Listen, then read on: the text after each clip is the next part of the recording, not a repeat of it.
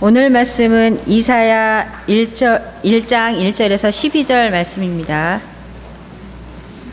이사야 1장 1절에서 12절 말씀입니다. 유다 왕 우시야와 요담과 야하스와 히스기야 시대의 아모스의 아들 이사야가 유다와 예루살렘에 관하여 본 계시라. 하늘이여 들으라, 땅이여 귀를 기울이라. 여호와께서 말씀하시기를 내가 자식을 양육하였거늘 그들이 나를 거역하였도다. 소는 그 임자를 알고 나귀는 그 주인의 구유를 알건만은 이스라엘은 알지 못하고 나의 백성은 깨닫지 못하는도다 하셨도다. 슬프다, 범죄한 나라요, 허물진 백성이요, 행악의 종자요, 행위가 부패한 자식이로다. 그들이 여호와를 버리며 이스라엘의 거룩하신 일을 만으리 여겨 멀리하고 물러갔도다. 너희가 어찌하여 매를 더 맞으려고 패역을 거듭하느냐. 온 머리는 병들었고 온 마음은 피곤하였으며 발바닥에서 머리까지 상한 것이 없이 상한 것과 터진 것과 새로 맞은 흔적뿐이거늘 그것을 짜며 싸매며 기름으로 부드럽게 함을 받지 못하였도다. 너희의 땅은 황폐하였고 너희의 성읍들은 불에 탔고 너희의 토지는 너희 목전에서 이방인에게 삼켜졌으며 이방인에게 파괴된 같이 황폐하였고 딸 시온은 포도원의 망대같이 참외밭의 원두막같이 에워싸인 성읍같이 겨우 남았도다. 만군의 여호와께서 우리를 위하여 생존자를 조금 남겨두지 아니하셨다면 우리가 소돔 같고 고모라 같았으리로다. 너희 소돔의 관원들아 여호와의 말씀을 들을지어다. 너희 고모라의 백성들아 우리 하나님의 법에 귀를 기울일지어다. 여호와께서 말씀하시되 너희의 무수한 재물이 내게 무엇이 유익하뇨. 나는 순양의 번제와 살찐 짐승의 기름에 배불렀고 나는 수송아지나 어린 양이나 숫 염소의 피를 기뻐하지 아니하노라. 너희가 내 앞에서 보이러 오니 이것을 누가 너희에게 요구하였느냐. 내 마당만 밟을 뿐이니라. 아멘. 제발 마당만 받고 가지 마세요. 여러분들이 들어오면서 설교 제목을 보고 이거 무겁구나. 예, 좀 무겁게 느껴지죠. 제발 마당만 받고 가지 마세요. 예, 출애굽기 이제 설교를 마치고 어떤 성경책으로 설교를 시작할까? 그래서 세 권의 성경책을 이렇게 들고 묵상했습니다. 민수기를 들고 계속할까? 아니면 데살로니가서를 할까? 이사야를 할까?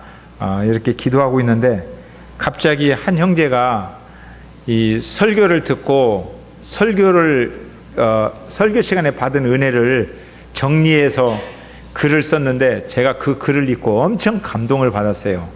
그 형제가 이사야 형제입니다. 우리 교회에 이사야 형제가 있습니다. 네, 그 형제가 글을 이렇게 써놨는데 제가 그 주보에 일부 올려놨어요. 너무 감동이 되어가지고 제가 한번 읽어보겠습니다. 구름기둥이 움직이면 이스라엘은 행진을 시작한다. 구름기둥이 멈추면 이스라엘도 행진을 멈추고 진영을 편성한다. 이제부터는 구름기둥이 나침판이다. 가라면 가고 멈추면 멈추고 그렇게 살면 된다. 그것이 사막에서 살아가는 방법이다. 고난은 은혜로 나아가는 통로. 목마름이 있어야 물이 달다. 더움이 있어야 시원함을 안다. 얼마나 감동되고 감격스럽고 감사가 되는 멘트인가. 목마름을 느끼는 감정은 매우 중요하다. 날마다 뜨거운 환경, 힘든 고난을 느끼는 것은 매우 소중하다. 그러한 감정을 느끼는 사람만이 물이 얼마나 달콤한지 알게 되며 그 물의 참맛을 느낄 수 있다. 오늘 말씀은 정말 달콤했고 감동, 감격, 감사 그 자체였다. 출애굽기 시리즈 설교 마지막을 함께 동참함에 정말 기쁘다.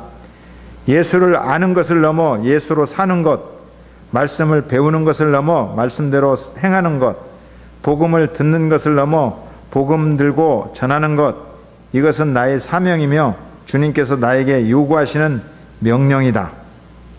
이렇게 썼어요. 근데 저한테 보내면 좀 아부성이 있는 글 같은데 저한테 보내는 것이 아니라 자기가 어디에서 설교 듣고 그냥 써놨는데 제가 그 글을 읽으면서 감동을 받았어요. 내가 설교한 것보다 더 감동이 되더라고요. 그래서 설교에 이렇게 반응해 주는 형제가 고맙고 감사하고 이 마음을 알아준다는 게 이렇게 위로가 되고 격려가 되는구나. 그래서는 그냥 기분이 뿅 가가지고 에이 그래 이사야 설교하자 그렇게 결정한 거예요. 특별히 하나님께서 이사야 해라 그래서 그런 게 아니라 이사야 형제의 그런 참 그 따뜻한 배려 때문에 제가 이사야를 설교해야겠다. 앞으로 이사야 설교할 겁니다. 예수님께서 사역을 처음 시작하실 때에 성전에서 사역을 시작하셨어요. 근데 성전에서 가서 보니까 살찐 송아지도 있고 아주 기름진 순양도 있습니다. 제사가 있습니다. 그런데 보니까 종교 형식만 있어요. 내용이 없어요. 예배가 살찐 송아지와 순양으로 예배를 드리는데 하나님을 사랑할 마음이 없어요. 그래서 성전을 다 뒤집어 엎었습니다. 그랬더니 왜 성전을 엎었느냐라고 사람들이 이야기했어요. 그러니까 예수님께서 이 성전은 형식만 남아있다. 내가 성전이다. 성전을 헐어봐라. 내가 사흘 안에 짓겠다. 이렇게 말씀을 하셨어요. 이게 예수님 사역의 처음 시작이에요. 그러니까 예루살렘에 있는 많은 지도자들이 저 사람이 도대체 누구냐라고 관심을 갖기 시작했습니다. 그래서 따라가 보니까 이분이 말씀을 외치는 거예요. 근데 여러 가지 말씀을 외치는데 그 말씀의 주제가 하나님이 세상을 이처럼 사랑하사 독생자를 주셨으니 이는 저를 믿는 자마다 멸망치 않고 영생을 얻게 하려 하심이니라. 이 말씀을 전하는 거예요. 그렇게 전하고 나서 갈릴리로 돌아왔습니다. 갈릴리에서 갈릴리 많은 사람들이 예수님이 그런 사역을 하셨다는 소식을 듣고 질문하는 거예요. 예수님, 독생자가 도대체 누굽니까? 그때 여러분 아세요? 여러분 아시죠? 근데 그때 그 사람들은 몰랐어요. 독생자가 도대체 누구십니까? 그리고 영원한 생명을 얻게 된다고 하는데 영원한 생명이라는 게 도대체 무엇입니까? 그때 권사님 영원한 생명 아세요? 네, 아시죠? 근데 그때 그 사람들은 몰랐어요. 그랬더니 예수님께서 두루마리 책을 하나 가지고 와요. 책을 가지고 성경책을 쫙 펴니다. 그리고 읽으셨어요. 주의 성령이 내게 임하셨으니 이는 가난한 자에게 복음을 전하게 하시려고 내게 기름을 부으시고 나를 보내사 포로된 자에게 자유를 눈먼 자에게 다시 보게 함을 전파하며 눌린 자를 자유롭게 하고 주의 은혜의 해를 전파하게 하려 하심이라. 이렇게 다 읽으시는 거예요. 그리고 책을 딱 덮더니 이 글이 오늘 너희에게 응하였느니라 그랬어요. 제가 이것을 어린이들에게 말했더니 어린이들은 응하였다. 그렇게 생각하더라고요. 그런 응이 아니라 성취된 거예요. 그죠? 이 책이 이사야서다 이거예요. 예수님이 가장 많이 읽었던 책. 그래서 어느 분은 예수님의 손때가 묻어있는 책이 이사야다. 더 나아가서 예수님의 지문이 박힌 책이 이사야다. 이렇게 말하고 있습니다. 이사야. 예수님은 이사야 예언의 성취입니다. 죄의 포로, 어두움의 포로, 고통의 포로 된 사람들이 예수님을 믿음으로 자유를 얻는 책, 그 책이 이사야입니다. 하늘을 보지 못하고 이 세상에 갇혀서 세상의 감옥에 사는 사람들이 영적인 눈이 활짝 열릴 수 있는 책이 이사야입니다. 그래서 예수님을 만나면 이제 과거의 모든 짐을 다 내려놓고 자유롭게 살 수 있는 책, 그래서 예수님을 소개하는 책, 그것이 이사야입니다. 앞으로 이사야 묵상할 때 계속 좀 묵상할게요. 근데 이 책을 묵상하면서 이 책에서 자유를 얻고 이 책에서 은혜를 받고 이 책에서 영적인 세계가 열리는 그런 축복이 여러분에게 있었으면 좋겠습니다. 자, 이사야 1장 1절을 읽어보겠습니다. 1장 1절. 자, 시작.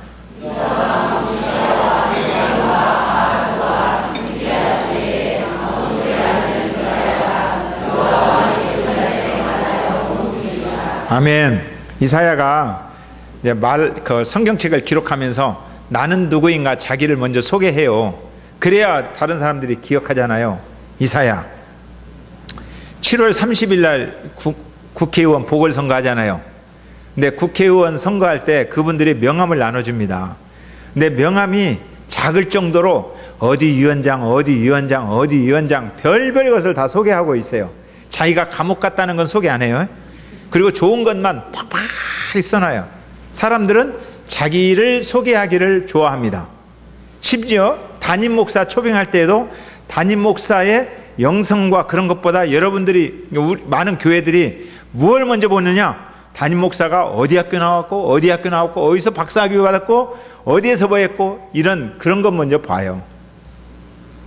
이렇게 사람들은 그 사람에 대해서 이렇게 알리기를 원하고 배우기를 원하고 자랑하기를 원해요. 그분이 걸어온 발자취에 대해서.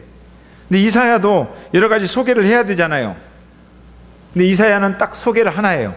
나는 우시아 왕 때부터 여러 왕들 시대에 살았던 아모스의 아들이다. 이게 끝이에요. 얼마나 대단한지 모르겠어요. 왜 이랬을까? 이사야가 지금 하나님의 말씀을 전해야 되잖아요. 그런데 내가 이런 사람이다라고 계속 이야기하다 보면 하나님의 말씀이 가리우잖아요. 그래서 하나님의 말씀을 위해서 자기를 감출 줄 아는 사람, 이 사람들을 예언자다 그래요. 저는 이런 면에서 정말 이 설교가로서 부족한 것이 너무나 많습니다. 저도 나는 그냥 침례 신학대학원 나왔고 그리고 대공원교회 목사다 이렇게만 소개했으면 좋겠는데 어디 가서 정말 제가 그렇게 소개해요. 어디 초청받으면. 그런데 그분들이 다른 것을 막 집어넣어요. 그래서 소개를 막 해요. 그러면 은근히 좋아요.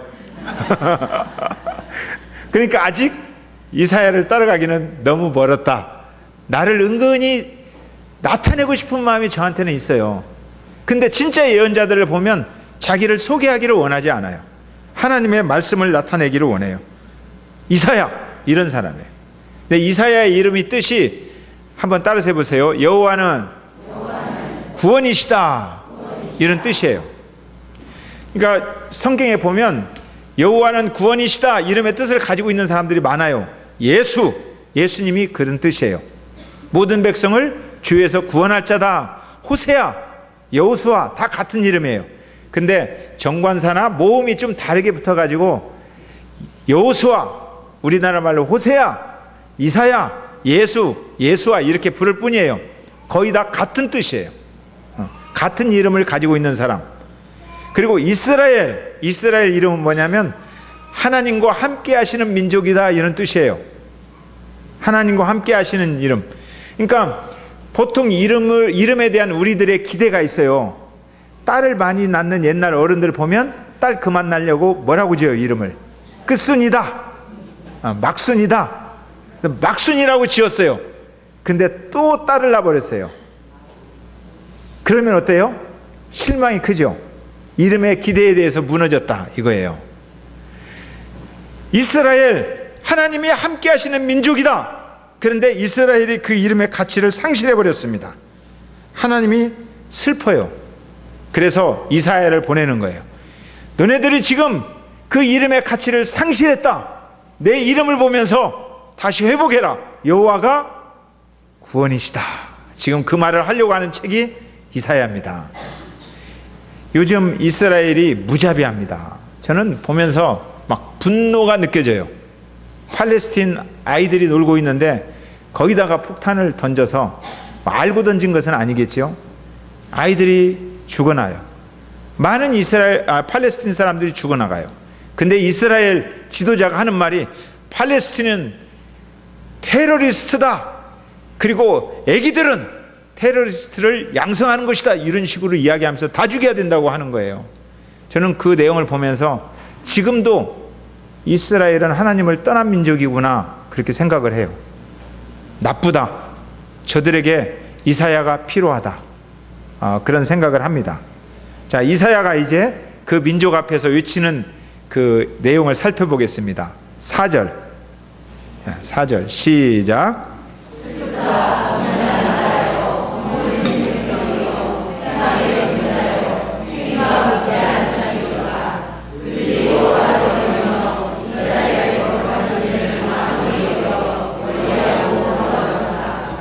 하나님이 슬프다 이렇게 말한 민족은 이스라엘 민족밖에 없어요. 다른 민족에게는 내가 분노한다 이런 말을 해요. 근데 이스라엘한테는 너무너무 마음이 아파서 슬프다 그래요. 슬프다. 하나님의 슬픔이에요. 저번에 여기 지금 이성현 자매가 있는데, 이성현 자매가 아버님이 인하대학병원 중환자실에 막 실려가서 수술할 때 막 전화를 급히 했어요. 막 엉엉 울면서, 목사님 마음이 아파요, 슬퍼요. 지금도 이제 그 뒤로는 아직도 서울대학교 중환자실에 계시죠. 지금도 거기 계셔요. 그러니까 슬퍼요. 왜 슬퍼요? 사랑하니까. 이 땅에는 많은 사람들이 죽어가고 있어요. 그런데 모든 죽음 앞에 우리가 다 슬픈 게 아니에요. 사랑하는 관계 속에 있는 분이 죽어갈 때 슬퍼요. 그래서 울어요. 오늘 하나님께서 그렇게 말해요. 당나귀도 소도 임자를 알아본다. 그 말은 뭐냐면, 너네들을 바라보니까 소도 임자를 알아보고 좋아하는데 너네들을 보니까 너네들은 그것보다도 못하다, 이거예요. 저기 우크라이나 옆에 반군이 쏘았는지는 확실히 모르지만, 하여튼 말레이 항공기가 꽝 터져서 사람들이 많이 죽었어요. 그런데 분노하지만 때때로 내가 사랑하는 내 주변에 사람이 다치거나 내가 사랑하는 애완견이 죽어도 그 슬픔이 더 커요. 그러면 사람들이 말해요. 이 300명이나 죽었는데 그것은 슬퍼하지 않고 당신의 사랑하는 것 잃어버렸다고 슬퍼합니까? 근데 아니에요. 더 슬퍼요. 그게 사람이에요. 왜? 사랑하니까. 사랑하는 것을 잃어버리면 슬픕니다. 그래서 우리는 슬퍼하는 사람의 마음을 알아줘야 돼요. 그리고 위로해 줘야 돼요. 하나님이 지금 슬퍼요. 슬프다! 왜 하나님이 그렇게 슬퍼요? 이스라엘 백성들을 생각하면 어떻게 나왔고 어떻게 길렀습니까? 애굽에서 종되었던 그들을 데리고 나오는데 홍해가 가로막았어요. 그런데 하나님께서 그들을 이끌고 홍해를 건너가면서 홍해가 가로막을지라도 나는 너희들을 구해낼 것이다, 가자! 그러면서 데리고 나온 사람들이에요. 사막에 갔어요. 물이 없어 목말라요. 뜨거워요. 구름기둥과 불기둥으로 보호하면서 사막일지라도 가자! 그렇게 데리고 나온 민족이란 말이에요. 사막의 한복판에서 성막을 만들었어요. 그리고 그들과 교제했어요. 사랑했어요. 사막의 한복판에 있을지라도 너희들이 하나님과 함께하면, 너희들이 하나님을 사랑하면 행복한 민족, 그들이 이스라엘이다, 이러면서 데리고 나왔어요. 근데 그들이 하나님을 버렸어요. 아까 읽은 4절 다시 한번 보겠습니다. 4절 후반절만 다시 한번 읽어봐요. 자, 시작. 그들이 여호와를 버렸어요. 이스라엘의 거룩하신 일을 만우리 여겼어요. 만우리 여겼다는 말은 우습게 여겼다는 거예요. 우습게 여겼다는 거예요. 그리고 멀리했어요. 물러갔어요. 이 슬픔이 너무나 커요. 함부로 여겨서 하나님으로부터 멀어졌다. 그래서 2절에 그렇게 표현합니다. 2절 한번 읽어보겠습니다. 2절 시작. 하늘이여 들으라, 땅이여 귀를 기울이라. 여호와께서 말씀하시기를 내가 자식을 양육하였거늘 그들이 나를 거역하였도다. 하늘이여 들으라, 땅이여 들으라. 이 자식 내가 이렇게 양육했는데 이 자식이 나를 거역했다. 그래요. 자녀가 거역했다는 거예요. 사랑을 잃어버린 슬픔은 너무 깊어서 세상 끝날까지 그 마음 한구석에 자리 잡고 있습니다. 가끔 하는 이야기지만 저희 어머님을 보면, 저희 어머님은 사랑하는 자식을, 그 자식이 27살 때 잃어버렸어요. 우리 큰형님이 돌아가셨어요, 군에서. 그랬더니 어머님 마지막 돌아가실 때까지도 어머니의 가슴 속에 있어요. 아픔을 마지막 순간까지 가슴에 새기고 사는 거예요. 사랑하지 않는 사람이 나를 우습게 여기면 슬퍼하는 게 아니라 분노합니다. 이것들이 나를 뭘로 보고 분노해요. 그런데 사랑하는 사람이 나를 우습게 여기면 분노의 감정이 치솟는 게 아니라 허망한 감정이 들어와요. 그래서 어떻게 이럴 수가 있는가. 그래서 말도 못하고 침묵해요. 억장이 무너지는 슬픔. 저도 자녀를 길러보신 여러분들은 다 알잖아요. 자녀를 기르다가 자녀가 부모를 우습게 여기고 함부로 여겨요. 자녀를 속여요. 그러면 부모를 속여요. 그리고 부모를 이용해요. 그러면 여러분들 억장이 무너지죠. 그때는 화를 못 내요. 말도 못 해요. 그냥 가만히 있어요. 너무 슬퍼서. 그런 감정들 한 번씩 느껴보셨죠? 부모의 마음에 하나님을 우습게 여긴다. 하나님이 슬프다. 그러면 하나님을 우습게 여기는 것이 뭐냐? 구체적으로 뭐냐? 11절 읽어보겠습니다. 11절 시작.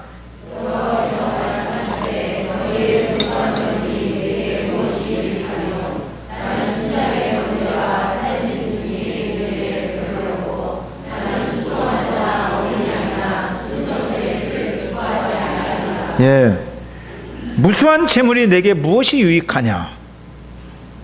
그러면 재물이 있다는 말이에요, 없다는 말이에요? 있다는 말이에요. 여기 순양의 번제와 살찐 짐승의 기름에 배불렀고, 이 말은 제사를 잘 드린다는 말이에요, 못 드린다는 말이에요? 엄청 잘 드린다는 말이에요. 이스라엘 백성들이 제사를 잊어버린 게 아니에요. 여전히 예배를 드리고 있는데 무수한 재물, 순양의 번제와 살찐 제물의 기름으로 하나님께 예배하고 있었습니다. 그런데 하나님께서는 내가 슬프다는 거예요. 지금 슬프다. 이 슬픔을 이해하기 위해서 그 시대의 시대적 상황과 역사를 우리들이 좀 알아야 됩니다. 우시야 왕 때 어떻게 살았느냐? 우시야 왕은 솔로몬 시대처럼 그 나라가 번성할 수 있도록 영향을 끼친 위대한 왕입니다. 좋은 왕이에요. 역대하 기자는 26장 4절 5절에서 이렇게 말합니다. 우시야가 그의 아버지 아마샤의 모든 행위대로 여호와 보시기에 정직하게 행하였으며 하나님의 묵시를 밝히 아는 스가랴가 사는 날에 하나님을 찾았고 그가 여호와를 찾을 동안에는 하나님이 형통하게 하셨더라. 그러니까 하나님을 찾는 동안에는, 이 말은 하나님을 찾지 않는 시간도 있었다, 이런 것을 암시하는 거예요. 우시야 왕 초기에 좋은 선지자들이 있었어요. 스가랴가 좋은 말씀을 전해주었어요. 그래서 하나님 보시기에 선을 행했다는 거예요. 열심히 하나님을 찾았어요. 그랬더니 하나님이 그 나라를 형통케 했다. 아세요? 하나님을 진실로 찾으면 하나님께서 여러분의 길을 기이한 일로 도와주십니다. 그래서 형통케 하십니다. 나란 일이 너무너무 술술 풀렸어요. 그리고 이 나라가 잘 살게 되었어요. 얼마나 좋은 예물로 제사했겠습니까?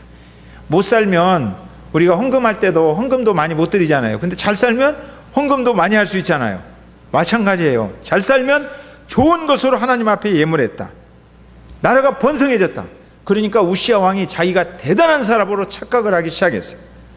스가랴가 떠나고 나서 너무너무 교만해졌어요. 그래서 제사장과 선지자들을 무시하기 시작했습니다.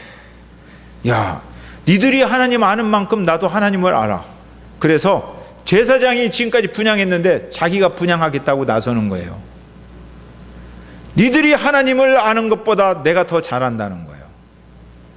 그래서 제사장을 무시하고 분향을 직접 드렸습니다. 하나님께서 진노하셔서 우시야 왕에게 문둥병을 내렸습니다. 너 문둥병으로 살아라. 너의 교만함을, 문둥병을 오래도록 알아보면서 한번 깨달아가라. 이렇게 하나님께서 진노하셨던 우시야 왕입니다.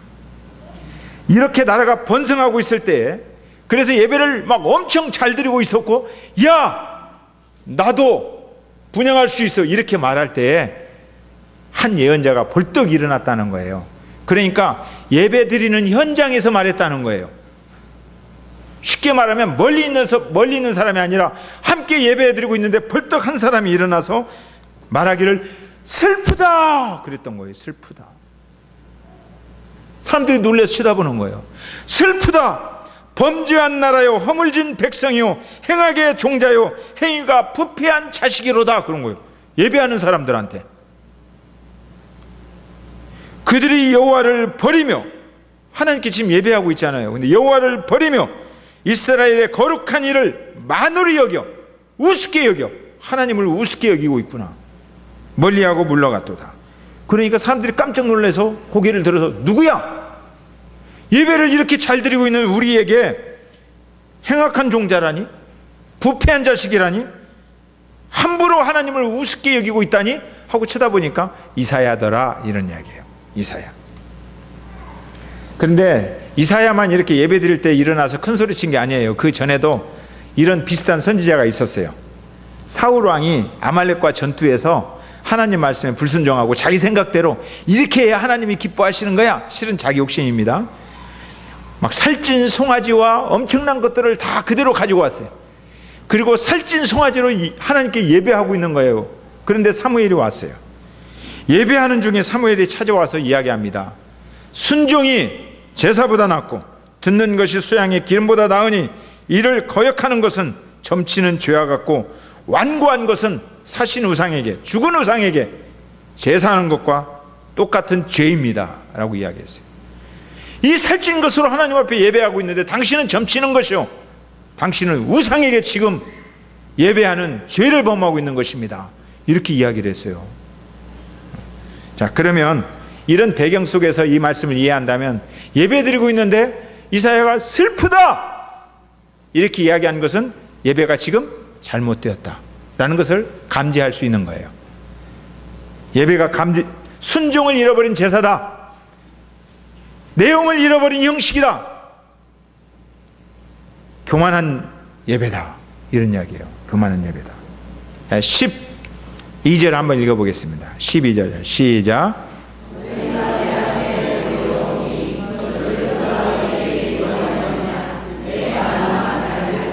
이게 하나님을 우습게 여기는 죄예요. 예배를 드리러 오는데 왜 와요? 얼굴 보여주러 와요. 보이러 온다.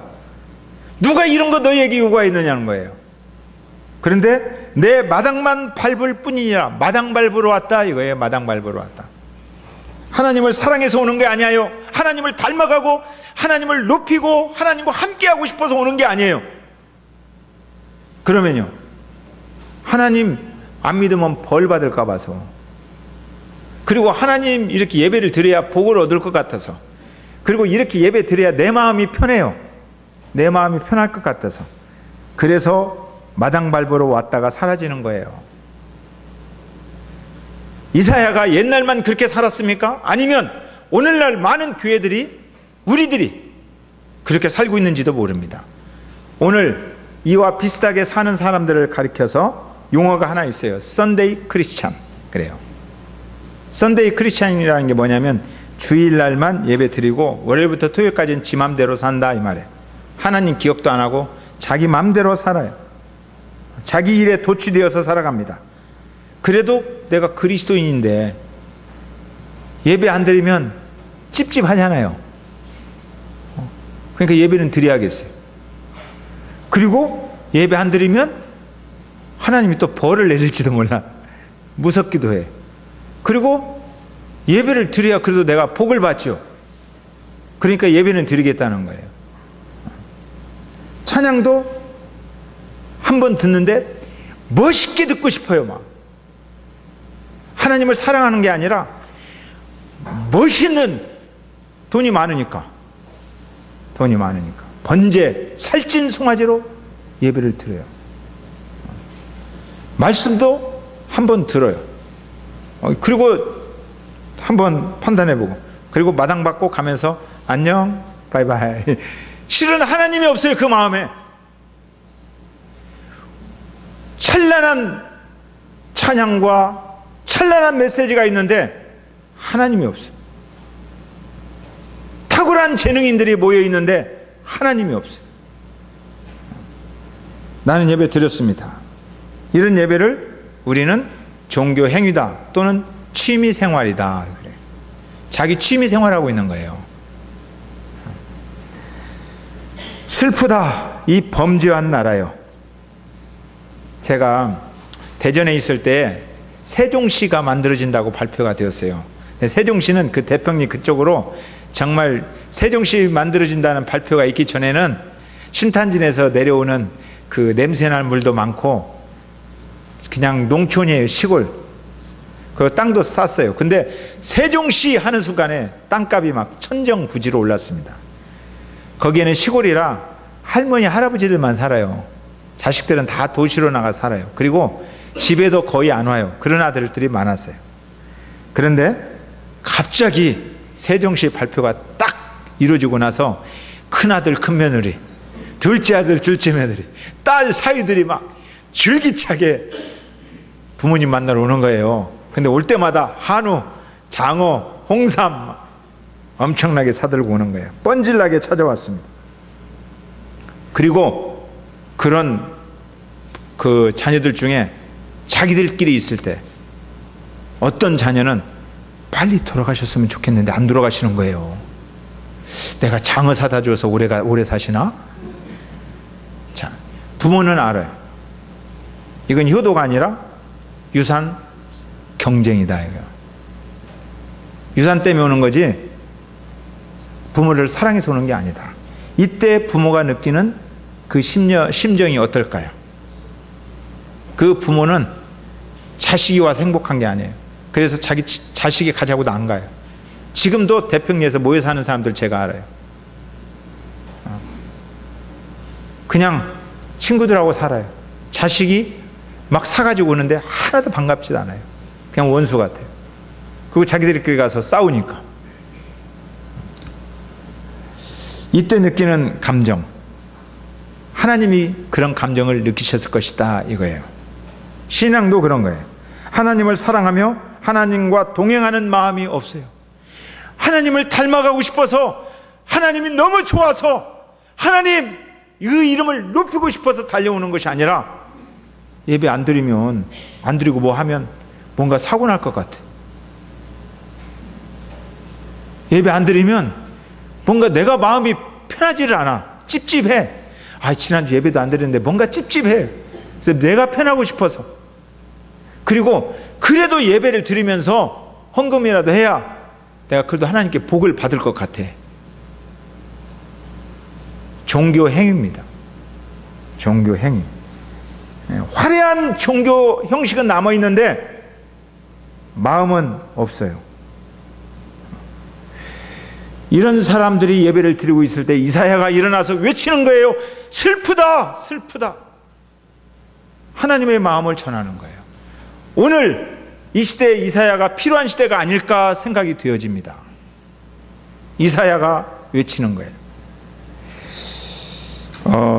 초상집에 얽힌 이야기 제가 두 가지만 하겠습니다. 그 남편이 50대 심장마비로 죽었어요.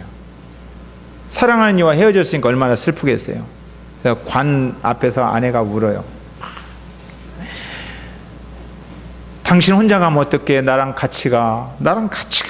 울다가 이 머리가 관에 끼었어요. 근데 갑자기 드는데 뭐가 자기 머리를 잡아다니면서 같이 가자 하고 잡아다니는 거예요. 죽은 시신이 자기 잡아다니는 걸로 착각했어요.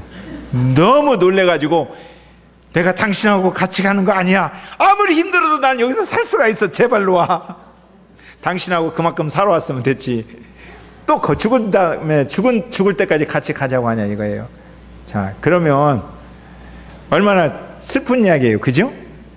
말이 슬프다고 하지만 사실은 같이 가고 싶은 마음이 없는 거예요. 또 하나 이야기하겠어요. 어떤 분이 가서 추상집에 가서 막 너무 슬퍼서 울어요. 한참 울다가 상주한테 물어보는 거예요. 근데 죽은 분이 누구예요?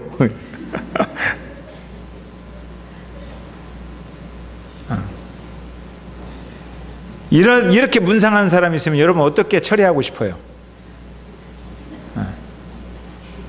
내용이 빠져버린 형식만 남아있는 본질을 망각한 이야기. 그러면 물어봅시다. 여러분들 오늘 예배하러 오셨잖아요. 왜 예배하러 오셨습니까? 여러분들 신앙하잖아요. 왜 신앙합니까? 신앙의 본질이 뭘까요? 바울은 데살로니가서에서 이렇게 말합니다. 신앙이란 오직 주 예수 그리스도의 그 피 묻은 십자가 복음으로 영원한 생명을 얻는 것.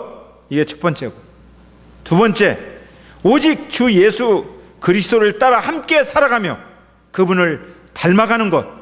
이게 두 번째고, 그리고 오직 주 예수 그리스도의 사랑으로 서로를 권면하고 덕을 세워 한 몸을 이루어가는 것. 이것이 신앙이다. 이렇게 이야기했어요. 그 신앙의 본질을 잃어버리지 않고 신앙 때문에 여러분들이 예배한다면 예수님이 가장 귀한 분으로 여러분 인생에게 다가올 것입니다. 예수님이 가장 귀한 인생이 아니라 다른 것 귀하면서 예수님을 이용하는 종교 생활 하지 맙시다. 제발 마당만 밟고 가는 일 하지 맙시다. 아멘. 찬양하겠습니다. 94장.